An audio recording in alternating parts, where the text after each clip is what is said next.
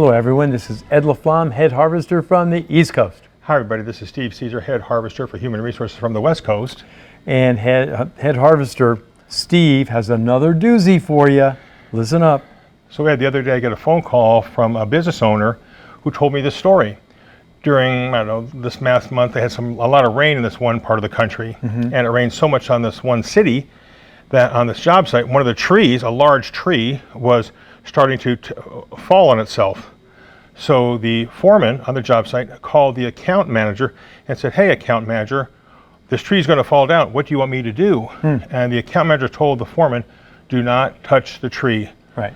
We don't want to be liable. We're going to call the utility company and have them get a tree crew out here so they can fix the tree, so we're not liable." So there was electric lines or something involved? Yeah, high tension wires. Oh, really? So the foreman says, "Okay, I won't touch the tree." The account manager hangs up the phone and it's done. Okay. Ed, guess what the foreman did after that? Don't tell me. I have to. The foreman touched the tree. What did he do? The foreman, because he's a good guy, he wanted to be a can-do guy, wanted to be a superhero. I'll fix it. I'll fix it.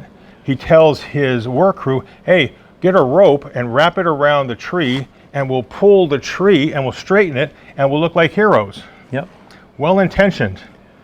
Ed, you'll never guess what happened. I don't think it worked out. It didn't work out, Harvester. What When happened? they had the rope around the tree, the rope broke. Oh. The tree fell onto the high tension wires, snapped the high tension wires. Oh, no. So on the property, there is a live electrical line causing damage and potential fire to the job site. Unbelievable. So then as the owner is calling me, he says, "Okay, those magic words, Steve, what do we do now?" And I said, "Well, was there any damage? Is everybody okay?" No, there was no injuries, so we're happy about that. And I said, "You got to fire the foreman." He said, "I have to?" I said, "Well, yeah. I mean, he disobeyed an order from the account manager. He put safety, he violated the safety principle, and he put his crews at jeopardy. You got to fire the guy." And then the guy said, "Don't even tell me, but he's such a good guy." He's such a good guy. There you He's go. been here a couple years. He's really good with the guys. He's a good.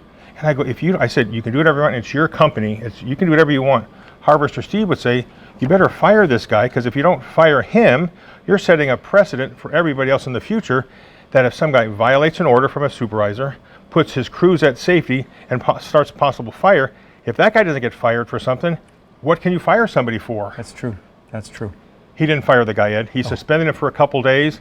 And I said, "Just so long as you know, Mr. Business Owner, you now have established that precedent that a future lawyer can say, well, how can you fire my employee for absenteeism when you didn't fire this guy for putting the crew at stake?" So we want to make sure that we always consider discipline within the context of the overall company to make sure we're consistent. Yeah, yeah. Okay. Very good advice, good advice. Okay? But you see, folks, this happens all the time, so think carefully about what you're going to do and talk to Steve on situations like that, because he can really help you think it out. So this is Ed LaFlamme, Head Harvester from the East Coast. Steve Caesar, Head Harvester for Human Resources from the West Coast. Call me anytime, everybody. And remember, the Harvest Group is here to help you harvest your potential.